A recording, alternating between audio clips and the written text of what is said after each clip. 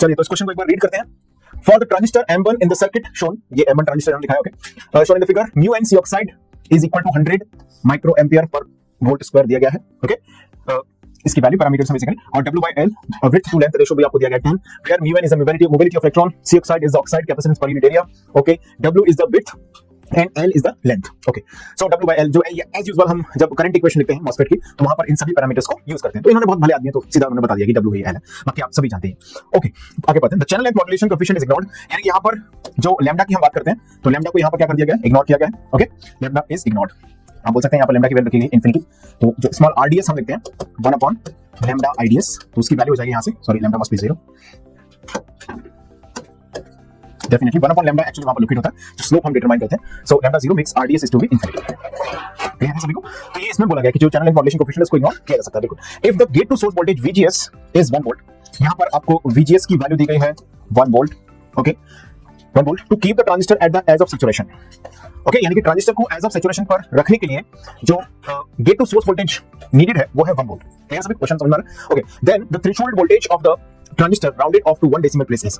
दोस्तों threshold voltage जो है वो ट्रांजिस्टर का पैरामीटर है, ओके, लेकिन यहां पर क्वेश्चन में आपको एक सिचुएशन उन्होंने दी है कि VGS जो है 1 वोल्ट रहना चाहिए जिससे कि ट्रांजिस्टर सैचुरेशन में काम कर सके, तो कंडीशन ऑफ सैचुरेशन आपको दी है, और साथ में आपसे पूछ लिया गया कि थ्रेशोल्ड वोल्टेज जो है वो क्या होगा। क्लियर आप बात सभी को, यानी कि ट्रांजिस्टर के लिए जो पैरामीटर है थ्रेशोल्ड वोल्टेज वो आपसे पूछ लिया गया सर्किट में, जो कंडीशन होगी वो VGS की वैल्यू 1 वोल्ट होगी, उस कंडीशन के हिसाब से आपको यहां पर चलना चाहिए और हम आसानी से V थ्रेशोल्ड को डिटरमाइन यहां पर कर सकते हैं।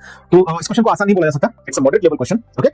तो स्क्रीन को पॉज करते हैं और फटाफट से इस क्वेश्चन को नोट कर लें आप। गेट इलेक्ट्रॉनिक्स में 2021 में पूछा गया है, लिख लिया है सभी ने क्वेश्चन। चलिए आगे बढ़ सकते हैं। सबसे पहले हम बात कर लेते हैं कि यहां से शुरुआत से ही हमने सैचुरेशन का जिक्र कर दिया है, तो हमें यहां पर जो करंट इक्वेशन है वो सैचुरेशन की ही यूज करनी चाहिए। चलिए, सो IDS सिंस जब हम बात करते हैं in saturation region, current IDS is equal to होगा म्यू एन, ये सब डिस्कशन हम कर चुके हैं करंट इक्वेशन की, यहां पे बिल्कुल भी बात इस तरह की नहीं करेंगे। Mu n C oxide W/L into VGS minus V threshold whole square, और यहां पर या तो ब्रैकेट में डिवाइड बाय 2 लिख दो या फिर ब्रैकेट के बाहर यानी कि यहां पर लिख दें डिवाइडेड बाय 2, ओके। तो ये हमारे पास होती है करंट इक्वेशन जब ट्रांजिस्टर ऑपरेट करता है सैचुरेशन रीजन में। बात इतनी समझ में आ गई, इसको इक्वेशन 1 मान लेते हैं। अब देखिएगा जरा इसमें हमारे पास क्या क्या पैरामीटर है जो नोन है, अगर आप ध्यान से ऑब्जर्व करते हैं इसको, तो म्यू एन सी ऑक्साइड दिया गया है आपको, बहुत बढ़िया, W/L भी दिया गया है, क्लियर है, और VGS भी दिया गया है। क्या इन सब की वैल्यू को हम पुट करते हैं, हमारे पास IDS की इक्वेशन आ जाएगी।